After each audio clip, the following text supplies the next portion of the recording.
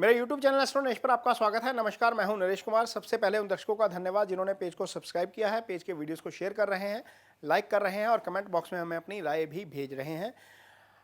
इस वीडियो में बात करेंगे देवगुरु बृहस्पति की। देवगुरु बृहस्पति 4 सितंबर को वक्री होने जा रहे हैं। 31 दिसंबर तक ये वक्री रहेंगे। लगभग 118 दिन का पीरियड है जब ये वक्री रहेंगे। और आज हम बात करेंगे वृष राशि के जातकों की। वृष राशि के जातकों पर इसका क्या प्रभाव रहेगा, लेकिन इससे पहले ये बताएंगे कि वक्री और मार्गी होता क्या है, ग्रह वक्री कब होते हैं, मार्गी कब होते हैं और ये कैसे असर करते हैं वक्रावस्था के दौरान खास तौर पर।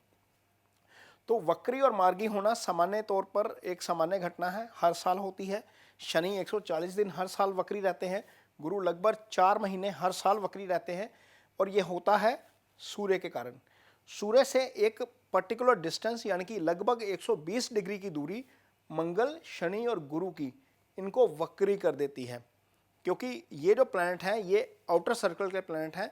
जब हम एस्ट्रोलॉजी पढ़ते हैं तो इसको हम भू केंद्र की पद्धति के हिसाब से पढ़ते हैं।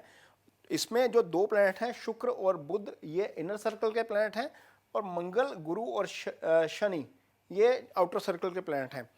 ये सूर्य बुध आप किसी भी कुंडली में नहीं देखेंगे कि सूर्य बुध के सामने आ जाएगा, ऐसा कभी नहीं होगा, क्योंकि ये इसकी मैक्सिमम दूरी रहती है 27 डिग्री। तो ये या तो आपको यहीं पर नजर आएगा या यहीं पर नजर आएंगे या यहीं पर नजर आएंगे। इसी प्रकार शुक्र मैक्सिमम 45 डिग्री दूर रहते हैं। ये सूर्य से एक घर आगे या एक घर पीछे जा सकते हैं या मैक्सिमम 2 घर जा सकते हैं, इससे ज़्यादा आगे पीछे नहीं जाएंगे।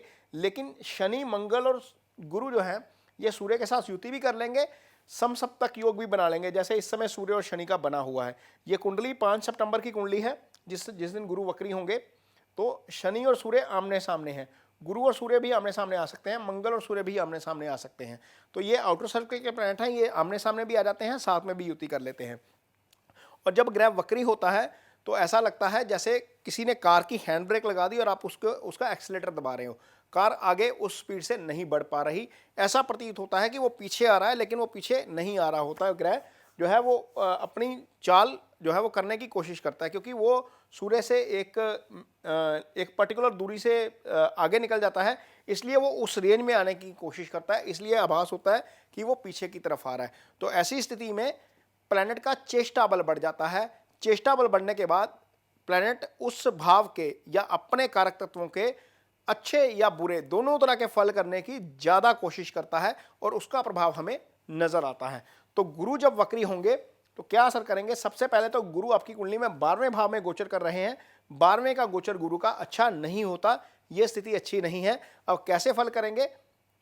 गुरु आपकी कुंडली में एक तो यहां पर अष्टम के स्वामी हैं और एक 11वें भाव के स्वामी हैं। गुरु दूसरे भाव के कारक हैं, ये धन का भाव है। गुरु 5वें भाव के कारक हैं, ये सुत भाव है, संतान का भाव है। गुरु भाग्यस्थान के कारक हैं, गुरु आय स्थान के कारक हैं। आपकी कुंडली में आय स्थान के स्वामी भी गुरु बनते हैं। तो इन सारी चीजों में ज्ञान, संतान और धन, इन तत्वों में थोड़ा सा जो है वो कमी हो सकती है। मैं नुकसान नहीं बोल रहा, मैं आपको ये नहीं बोल रहा कि इसके बुरे परिणाम आ जाएंगे, लेकिन हाँ, जो गुरु के कारक तत्व हैं उनमें कमी निश्चित तौर पर आएगी, क्योंकि गुरु शुभ गोचर में नहीं है। अब सबसे पहले तो गुरु यहाँ पर अष्टम के स्वामी हैं, तो कोशिश करिएगा कि यदि आपका काम ऐसा है जहाँ पर दुर्घटना होने का भय रहता है, मान लीजिए आप ड्राइविंग करते हैं, आप हाइट पर चढ़ के काम करते हैं, आपका काम मशीनरी से जुड़ा हुआ है, तो कोशिश करिए कि थोड़ा सा सावधानी से काम करिए, क्योंकि अष्टम भाव के स्वामी वक्र अवस्था में है, कोई ना कोई दुर्घटना हो सकती है। आपको थोड़ा सा इस दिशा में, सिर्फ इस दिशा में सावधान रहने की जरूरत पड़ेगी। आय भाव के स्वामी वक्री हैं, 12वें भाव में चले गए हैं, खर्चे बढ़ सकते हैं, आय का फ्लो कम हो सकता है। ये एक दूसरा जो है वो नुकसान होगा, फाइनेंशियली जो हिट करेंगे गुरु यहाँ पर 12वें भाव में जाकर वक्री अवस्था में। तो यहाँ पर आय को लेकर दिक्कत हो सकती है, दुर्घटना के योग बनते हैं।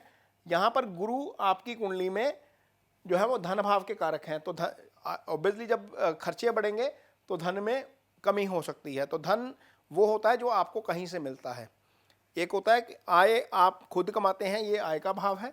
धन जिसके कारक गुरु हैं वो आपको कहीं से मिलता है। मान लीजिए आपके पेरेंट्स छोड़ गए हैं, आपको कोई कहीं से मिल गया है, कोई भी धन जो आपका नहीं है, जो आपने अर्न नहीं किया, वो धन यहाँ से आता है, संचित धन यहाँ से आता है हर प्रकार का, उसमें कमी हो सकती है। संतान भाव, यदि आपने प्रेगनेंसी का प्लान किया हुआ है तो इन 4 महीनों के दौरान हो सकता है कि स्थिति थोड़ी सी अच्छी ना हो उस दिशा में। यदि ऑलरेडी प्रेग्नेंट है तो वहाँ पर कॉम्प्लिकेशन हो सकती है, थोड़ा सा ज़्यादा एक्स्ट्रा केयर की ज़रूरत पड़ेगी। यदि आप कोई नया प्रोजेक्ट लगाने की कोशिश कर रहे हैं तो भाग्य वहाँ पर उस तरीके से साथ नहीं देगा जिस तरीके से देना चाहिए, और आपको उस चीज़ में थोड़ा सा डिले हो सकता है। मान लीजिए कोई प्रोजेक्ट है जिसमें आपको लगता है कि महीने भर काम टाइम लगेगा, लेकिन वो प्रोजेक्ट लंबा खिंच सकता है, 2 3 4 महीने तक स्थिति ऐसी ही रह सकती है जस का तस, वहाँ पर चीज़ें आगे नहीं बढ़ेंगी। तो ये चीज़ें थोड़ी सी ध्यान में रखनी पड़ेंगी गुरु के वक्री होने के कारण। लेकिन यदि आपकी कुंडली में दशा गुरु की चल रही है और आपकी कुंडली में ऑलरेडी गुरु वक्री हैं तो उसके अच्छे परिणाम भी देखने को मिल सकते हैं। और यदि आपकी कुंडली में गुरु ने मेष राशि में अष्टक वर्गा में ज़्यादा अंक दिए हैं, अष्टक वर्गा एक चार्ट होता है जहाँ पर हमें पता लग जाता है कि गुरु वहाँ पर गोचर में अच्छा फल करेंगे या बुरा फल करेंगे।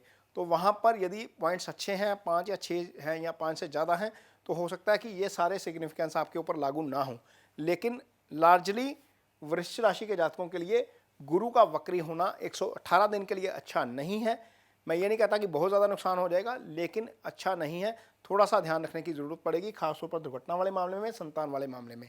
तो फिजिकली बहुत ज़्यादा लॉस नहीं है, लेकिन फाइनेंशियली ये जरूर हिट करेंगे आपको वृश्चिक राशि के जातकों को। ये वीडियो आपको कैसा लगा इस पर कमेंट बॉक्स में अपनी राय जरूर दीजिए। यदि ये वीडियो अच्छा लगे तो इसे शेयर जरूर करिए, पेज को सब्सक्राइब जरूर करिए। इसके साथ ही मुझे दीजिए इजाज़त। नमस्कार।